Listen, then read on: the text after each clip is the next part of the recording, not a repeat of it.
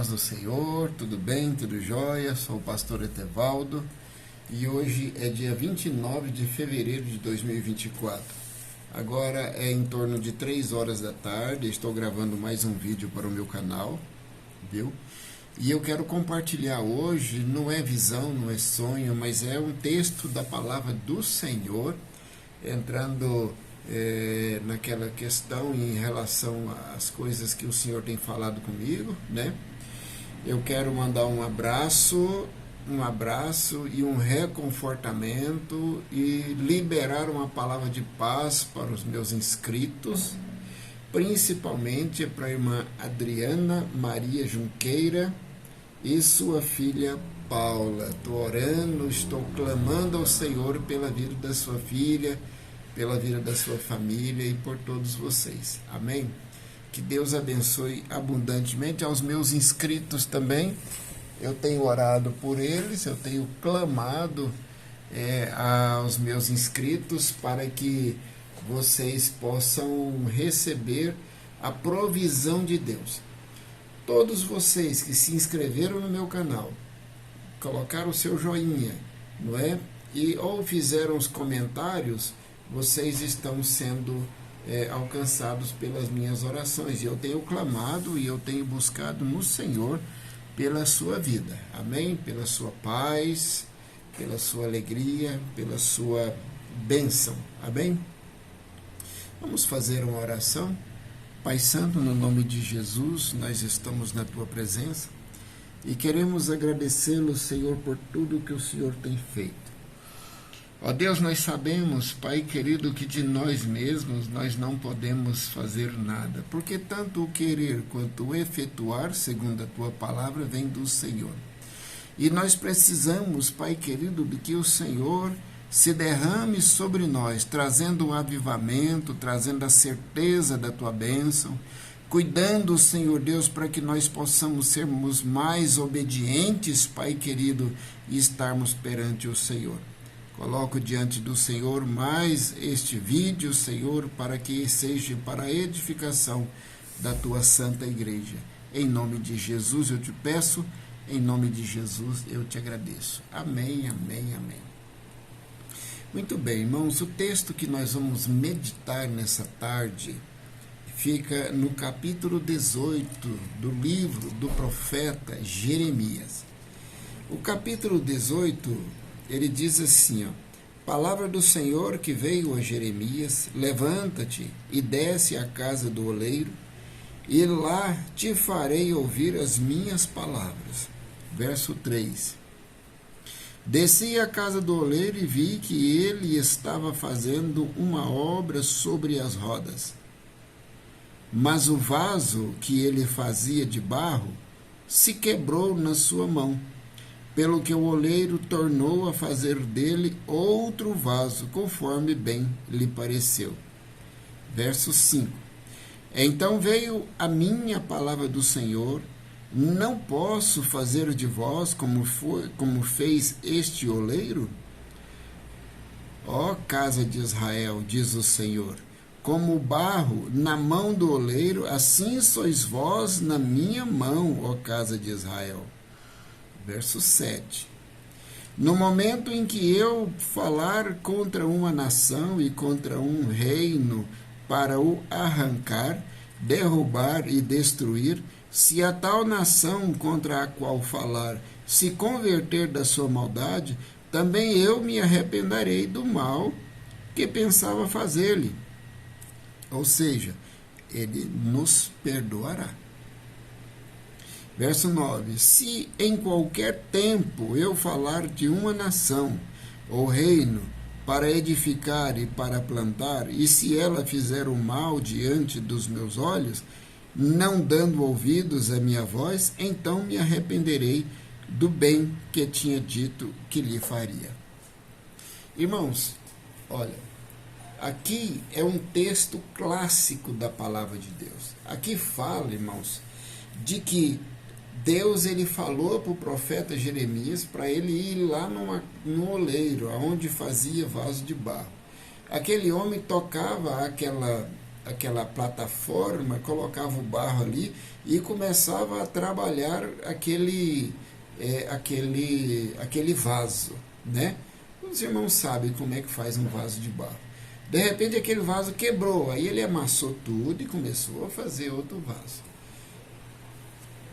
Da mesma forma Deus faz conosco também. E ele faz conosco a nível de pessoa, individualmente, a nível de família e a nível de nação. Irmãos, importante que Deus, ele de duas formas ele age na nossa vida. Ou ele age por causa do pecado, ou ele age para fazer com que nós possamos crescer na presença dele. Se for o pecado, é uma ação de correção. Se for por causa do pecado que talvez você esteja cometendo, Deus entra com providência ou na sua vida, ou na sua casa, ou então numa nação, para corrigir o pecado, ou seja, tirar de cima de você o efeito desse pecado e assim perdoá-lo, porque o crente, se ele ficar sem luta, ele folga.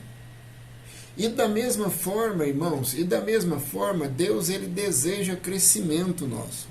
Quando nós estamos estagnados, ele nos dá luta. Da mesma forma, individual, ou familiar, ou então na nação, para que nós possamos crescer diante dele. A gente vê isso lá no livro de Jó. O livro de Jó, ele nos traz, o próprio Deus fala de Jó. Fala que ele era um homem íntegro, reto, temia Deus e se desviava do mal. É as quatro qualidades de um verdadeiro homem de Deus: integridade, retidão, temer a Deus e desviar-se do mal.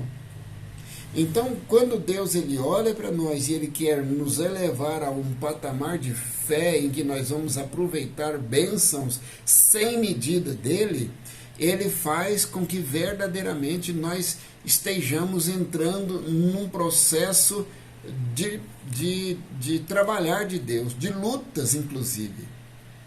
Melhor a segunda opção, que a primeira opção é correção. Ninguém quer ser corrigido, não é verdade? A palavra de Deus lá em Oséias diz assim que Deus ele nos atrai para o deserto e nos fala ao coração. Então nós precisamos começar a repensar a nossa fé, porque nós estamos debaixo de correção de Deus. Tanto muitas pessoas, quanto famílias e até a nossa nação, o Brasil, está debaixo da correção de Deus. E nós precisamos parar de sermos meninos inconstantes, pararmos de procurar as coisas no homem. A solução do Brasil não está no homem.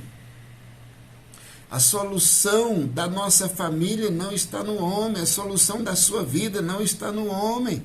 Não está nas agências bancárias, no gerente, não. A solução para a sua vida financeira está no Senhor Jesus. Você tem que buscá-lo. E Deus ele fala aqui, não posso fazer a mesma coisa com os meus filhos. Ele nos desmancha e depois nos constrói de novo. Irmãos, é preciso nós aprendermos e entendermos de que quando Deus ele nos coloca em uma correção, é para tirarmos de um laço que o inimigo armou e tirar as correntes que nos envolvem. E isso, irmãos, é necessário que haja arrependimento. Nós estamos passando por um processo que há necessidade urgente de arrependimento. Tem muita gente em cima dos altares, tem muita gente pregando, tem muita gente profetizando, tem muita gente achando que é alguma coisa diante de Deus, sendo que é um sepulcro calhado, cheio de pecado, cheio de maldade, cheio de orgia, com espírito de luxúria, com espírito de vaidade, com espírito de avareza, tomando conta da vida dele. Ele está verdadeiramente em uma caverna ou acorrentado e ele não consegue sair. Irmãos, nós precisamos arrepender dos nossos pecados. O arrependimento dos nossos pecados, ele procede de uma vida que vem padecendo, e nós precisamos entender a nossa situação. Nós estamos aí sendo entregues a salteadores, a pessoas indesejáveis, a pessoas que estão aí no comando, aí em todas as esferas, que não deveriam estar lá. E a culpa deles estarem lá é nossa, é nossa.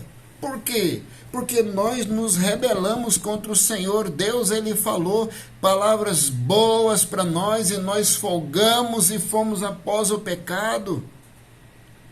Irmãos, a festa da carne é pecado, é abominação diante de Deus.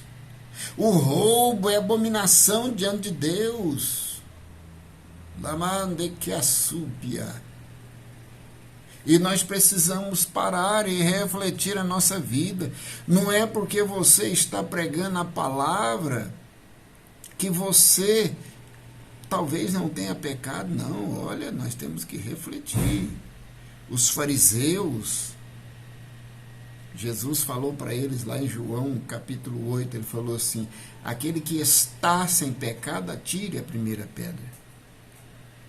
Os mais velhos começaram a sair. Até os mais novos, não ficou ninguém. Só ele e a mulher. Talvez os discípulos. Irmãos, e nesta tarde o Senhor manda te perguntar: você está sem pecado? Medite na sua vida. Mas que tanto de luta que eu estou passando, que tanto de peleja que eu estou passando. Pode ser uma correção do Senhor ou pode ser um avivamento, uma melhoria do Senhor para a sua vida, individualmente falando. Na sua família pode ser, mas difícil, a gente demora a ter a percepção do que Deus quer fazer na nossa vida. E nós precisamos parar e pensar em relação ao que nós queremos diante de Deus. Nós precisamos parar e pensar, falar, não, o momento que eu estou vivendo, como é? Por que eu estou assim? Por que eu estou assim? Irmãos, Davi, ele pecou, daí muito tempo, Deus mandou lá e falou, olha, você pecou, pisou na bola. Agora vai acontecer essas coisas com você. E aí, o filho dele usurpou o trono dele. Manteve relações com as concubinas dele, expulsou ele do palácio, e ele andou pelos vales do Jordão, cabeça baixa, cabeça coberta, sendo açoitado por pedras. Ele se humilhou diante de Deus. Talvez seja a hora da igreja brasileira se humilhar diante de Deus. Ah, mas eu sou proeminente. Ah, mas não, talvez seja a hora, irmão. Escuta o que eu estou te falando. Talvez seja a hora de você se humilhar diante de Deus. Ah, mas eu sou perfeito, eu não tenho pecado. Tá, talvez você não tenha pecado, mas talvez você está sendo chamado para se humilhar diante de Deus por causa do pecado da sua igreja, do seu ministério. Irmãos, Deus, ele não vai abaixar o nível dele. Não adianta, eu tenho orado, eu tenho falado, Senhor, o seu nível é muito alto, a igreja brasileira não sabe orar, não sabe clamar, a igreja brasileira ela não sabe se postar diante do Senhor. E eu acho que Deus ele não vai baixar o nível dele, nós é que temos que elevar o nosso nível. E o único jeito de elevar o nosso nível, irmãos, é você tomando tempo do seu ministério. É você cuidando da sua vida espiritual. Comece pela leitura da palavra. Vá orar. Ah, não, mas eu não consigo orar 1 hora. Ore 15 minutos. Fale com o Senhor 10 minutos, mas fale com sinceridade diante dele. Fale, eu quero mudar a minha vida. O Salmo 32, olha o que acontece aqui no Salmo de número 32, irmãos. Isso aqui, depois eu vou fazer um vídeo só sobre o Salmo 32. Ele diz aqui, ó, no verso 4, pois de dia e de noite a tua mão pesava sobre mim. O meu humor se tornou em sequidão de estio. Deus, ele põe a mão sobre nós para nós nos convertermos a Ele, buscarmos a Ele, e esse peso nos tira a nossa alegria. Irmãos, muitas vezes nós somos tristes, acabrunhados, estamos a ponto de nos entregar para o inimigo, mas a vontade de Deus é que a gente venha reagir e falar: Senhor, me perdoa, e começar a orar e a estudar a palavra e a buscar no Senhor. Faça uma campanha aqui no Salmo 32. Meu irmão, eu não sei em que situação que você está, mas se você está ouvindo esse vídeo, foi porque Deus colocou você para ouvir. Presta atenção. Ou a igreja brasileira se converte ao Senhor de verdade e larga de brincar das coisas de Deus, porque nós parecemos meninos, moleques, pessoas sem responsabilidade, em cima dos altares, nas igrejas, andando, uma brincadeira aiada, e sendo que eu nunca vi Jesus fazer chacota de ninguém. Nunca vi Jesus ficar falando coisas banais de ninguém. Ele falava dos fariseus: ai de vós, fariseus. A palavra que saía da boca dele era firme. E hoje nós precisamos resgatar a palavra que sai da boca do Senhor para a nossa boca. Lembra aquela palavra: assim diz o Senhor. Os profetas não têm credibilidade porque nós mesmos banimos o dom de profecia de dentro da igreja. E a palavra de Deus diz assim, que se não houver profecia, o povo se corrompe. Por que nós nos corrompemos? Por que a igreja brasileira hoje está nesse emaranhado de pecado, de desobediência, de questionamentos? Todo mundo que fala alguma coisa, tem outros milhares para retrucar o que ele fala.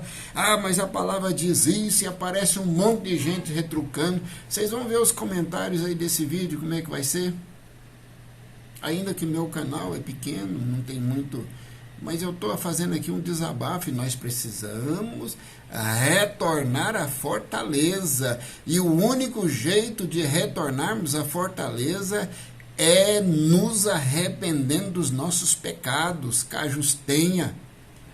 Deus, ele quer uma igreja forte no Brasil, ele não quer uma igreja covarde, ele não quer uma igreja se aliançando com política, se aliançando com governo, se aliançando com a sociedade. Não, Deus, ele quer uma igreja que tenha o governo em seus ombros. Essas pessoas é que tem que vir procurar os pastores acerca do que devem fazer. Oráculos do Senhor, diz a palavra. Em nome de Jesus, Pai, eu quero orar por você, meu irmão.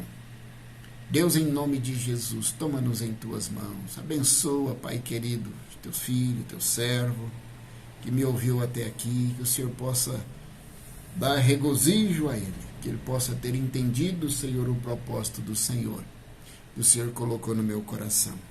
O Senhor pode fazer o que quiser conosco, porque o Senhor é o oleiro e nós somos o vaso. E enquanto o vaso ele não seca e é levado ao fogo, o Senhor pode trabalhar tranquilamente no vaso, porque nós somos feitura sua e obra das tuas mãos. Irmão, se você sentiu um desejo no seu coração de aceitar Jesus, faça essa oração comigo. Senhor Jesus, eu te confesso como meu único e suficiente Salvador. Escreve meu nome no livro da vida. Quando o Senhor vier buscar a sua igreja, leve-me contigo, em nome de Jesus. Deus te abençoe e te guarde, Deus faça resplandecer o rosto dele sobre ti e Deus te dê a paz. Amém, amém, amém. Até o próximo vídeo.